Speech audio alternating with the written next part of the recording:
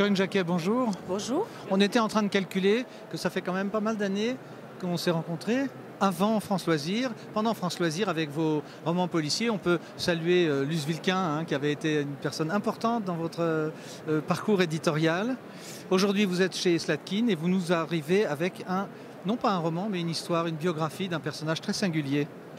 Oui, tout à fait. Un missionnaire genevois qui fut le premier homme à cartographier le Labrador et à y découvrir du fer, qui a fait la fortune de toute la région après pendant tout le XXe siècle. Alors, ça se passe quand ? Alors ça se passe au milieu du 19e siècle, enfin son départ pour le Canada est 1851 et ses expéditions au Labrador entre 1866 et 1870.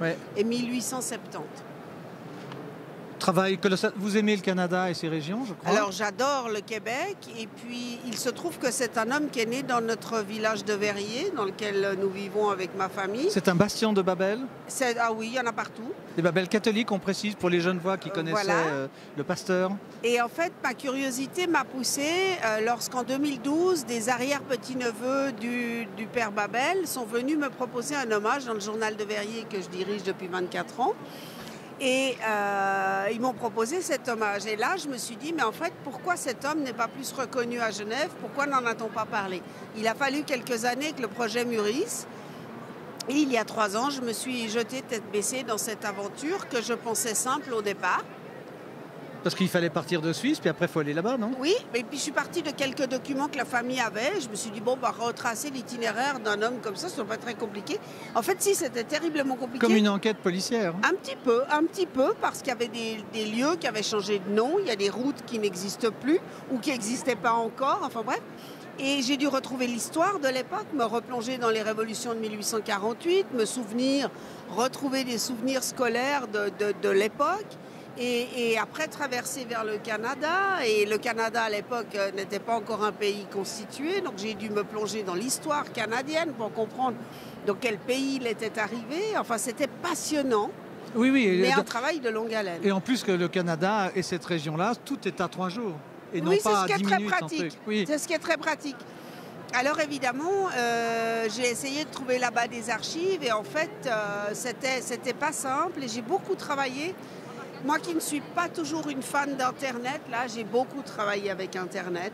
Oui, parce qu'il y a beaucoup, les religieux de la congrégation à laquelle il appartenait ont un site extrêmement bien fait avec beaucoup d'archives. Et donc voilà, et Internet m'a aussi permis d'aller visualiser des émissions historiques québécoises. Parce qu'eux le connaissent bien sûr, puisque c'est lui qui a... Oui, enfin surtout sur les Oblats ou sur l'histoire de la région à cette époque-là. Enfin c'est très loin quand même. Moi je ne me rendais pas compte, mais parler d'un homme qui est né il y a bientôt 200 ans, c'est pour un historien, je le disais récemment dans une conférence, pour un historien c'est peu, mais pour un journaliste c'est beaucoup. C'est beaucoup, parce que nous on travaille sur... On travaille dans l'immédiateté, les 10 dernières années peut-être. Et là, de me retrouver à devoir parler d'un homme qui était né en 1826, j'ai tout à coup pris la notion que le temps passe, de cette distance. Oui, bien sûr. Et c'était en même temps passionnant parce que j'avais jamais fait ça. Corinne Jacquet, merci beaucoup. Ça donne envie de vous lire. On va en tout cas signaler l'existence de votre livre sur notre site. C'est gentil. Louis Babel, le Genevois qui dessina le Labrador. Il fait peut-être un peu penser à Galatin, qui lui avait dessiné le nord des États-Unis aussi. Et le Genevois, il est resté là-bas. On le connaît mieux à Washington qu'on le connaît à Genève. Je trouve qu'il faut rendre hommage aux Genevois qui ont fait des choses importantes.